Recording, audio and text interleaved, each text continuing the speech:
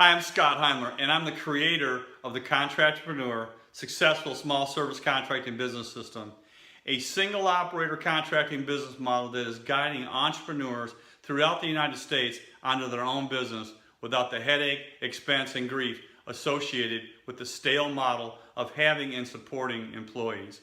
Contractpreneur contractors are making a six-figure income on a regular basis, and I will leave some of that information at the end of this video if you're interested in checking it out. But today I'd like to introduce you to a shelving system for your service vehicle that I think you'll find to be a great addition to your inventory and tool storage issues. This is easily built yourself using just some basic carpentry skills and some good old common sense.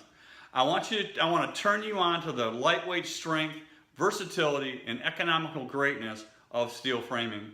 I started building these on my service vehicles over 20 years ago, and I was just blown away at the simplicity of the system and how it didn't weigh down the chassis like ready-made shelving, and how well everything fit exactly for my trade because I designed it and built it. No more buying expensive, heavy, inefficient, generalized service shelving that was designed to fit the masses. These custom shelving systems take some time to plot and plan, and you really have to think about what you'll have in your vehicle as far as tools, inventory, and storage, and you're going to need about a day to install all this. But you can easily get this done over a weekend, and I am sure that you're going to love the outcome. First of all, I'm just going to assume that you've never used any of these products, so you more experienced guys, please be patient, okay? The material that you will use is the track portion of a commercial steel wall system. The track is what is attached to the floor and the ceiling, and they hold the studs to be screwed to the track, creating a wall frame to put sheetrock on. Everything in commercial wall framing is screwed together using a piercing needle screw or a drill head screw, depending on the thickness of the steel track. And depending on what you plan to put on your shelves will determine the gauge of the steel track that you use. I use an 1 5/8 wide by 25 gauge track, but someone with extremely heavy tools or inventory may want to use a 20 gauge. Now, that said, even 20 gauge is extremely lightweight. It's just harder to cut and manipulate. As you can tell, the higher number, the thinner the material, okay? I just recently paid $4.32 for a 10-foot section of track, so you can get a feel for the cost of the job. I've seen this material at the home improvement stores, but if you can't find it there in your town, look for a drywall supply store near you and they will certainly have it. As you're planning your shelves, decide what bins you will use. You're going to need the measurements from it to accomplish this. You will need the measurements of them to properly plan the length and depth of your shelving. I use and recommend the plastic bins at a company called Uline. You can call them at 800-295-5510. The item number is an S as in Scott, 16976, G as in great, R as in Ralph. They are about 15 by 9 by 6 inch boxes. Now there's less expensive cardboard options, but they generally only last about a year as they really deteriorate when they bounce on the shelves with inventory and parts when you're going down the road. But you have to decide that on your budget. And don't forget to order dividers if you think you're going to need them, okay? All right, let's start by measuring your vehicle for the shelves. Once you have the length, the front to back of the vehicle, and the depth front to back of the shelf based on your bin choice of your shelves, it's time to divide that measurement by the width left to right of the storage bins you picked, okay? That will give you the amount of bins that's on that shelf. Take that number and add 1/2 inch for every bin you'll have on that shelf. This will end up giving you about 1/4 inch between the bins, so they'll come out easily when you're looking for something. Now you have the length of your shelves. Decide how many tiers of shelves you'll have. And I leave about 3 inches above my bins to the bottom of the next shelf up for room to lift the bin up to get it past the quarter round stop that you'll be putting on the shelves so that the bins stay in place. So keep that in mind also when you're designing the shelves. Something to keep in mind as you plot and plan your shelving is weight management. Remember that the driver's weight will always be in the driver's side, so you have to balance tools and inventory with that in mind. You don't want your truck going down the road, all crooked all the time. I recommend building the shelves outside the vehicle and install when the shelf is built. If you can install the shelf and mount it while the glue is in the joints is still pliable, that is even better. Then they will dry solid in the position that they will rest in from now on.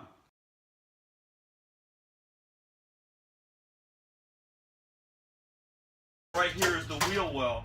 You're going to want to shove your shelves right up against that wheel well, over the top of it. Make your first shelf start there so that you can get the maximum room between these wheel wells. You want to try to maintain an average of 4.5 feet. In this case it's 56 inches, so that you can slide things at least 4 feet, slide things through the center. Okay. One other thing I want you to pay attention to on a van like this, it's got a side door, and it is that is a great place to put your toolboxes and things that you access all the time. The parts that you might use, the small parts that you might have all the time, because you can just open that door and get right to it. You don't have to get up in the van and all that kind of stuff. It really makes it nice, okay? Keep in mind on most service vans, when it's open like this, that you build a wall here to keep things from flying forward. Also, so that you can heat and cool this front area well. That's really nice in the wintertime, and of course the summertime too, depending on where you're at. But it keeps anything from, say, an accident or a quick stop from coming up and hitting you in the backside of the head. It's very important. Okay, let's talk about the tools you'll need for this. There's a couple of specialty ones, but you're going to have most of it. You're going to need a general construction adhesive and a caulking gun, a screw gun with a number 2 bit in it, safety glasses, safety gloves, a tape measure, a hammer, a fine point Sharpie marker, standard locking pliers, D-type locking pliers, duckbill pliers, crimping pliers, left and right tin snips, needle nose pliers, speed square, and a 2-inch level. Now, this metal track material is extremely sharp, so be careful and wear the gloves and safety glasses. I generally clip the corners of any 90-degree angle I have as I'm building the shelves for safety. Right then, I just take the tip off. It helps greatly take the sharp edges away and minimizes the possibility of you getting cut. For those of you that are not familiar with cutting this type of formed material, let me give you a few suggestions. If you happen to be using the heavier 20 gauge, it can be cut with a miter saw with a metal blade in it. But if you're using the lightweight gauge, the 25 gauge, you'll need to cut that with tin snips. When cutting with tin snips, measure your length and be sure to cut the 2 open sides equally accurate. This is really important. Then make your cut and bend the material back and forth like this until it snaps off. It'll be perfect if you cut it equal on both sides. If not, it's going to be crooked, and it'll just throw everything off that you're trying to do. If you are a bit crooked and it's long enough, just trim it straight with your tin snips, but be careful it doesn't end up too short. It's just best to take your time and be accurate. And again, this is a good time to trim the points. I recommend that on every cut. Okay, let's go over the specialty cuts. This is a stiffener for the legs of the shelves. Measure from the bottom of your lowest shelf and add 1.5 inches and cut that length. Measure up 1.5 inches from the bottom and mark it all the way around the piece. Now, cut the corners to that mark and bend all 3 pieces out to form a foot. This is the piece that will attach to the leg of your shelf and strengthen it. Use the tabs on the foot to attach the shelf to the bottom of the vehicle bed or floor. Now, this is important. Be sure to use a drill that is slightly bigger than the screw you're using to attach it to the floor and then screw it in. This keeps the lightweight material from twisting and bending, and believe me, when it's twisting and bending and out of control like that, it's very dangerous. It's very sharp. This video shows how you would use your crimping tool to stiffen or strengthen a piece if needed. Keep in mind this tool shrinks the material a bit, so plan on that if needed.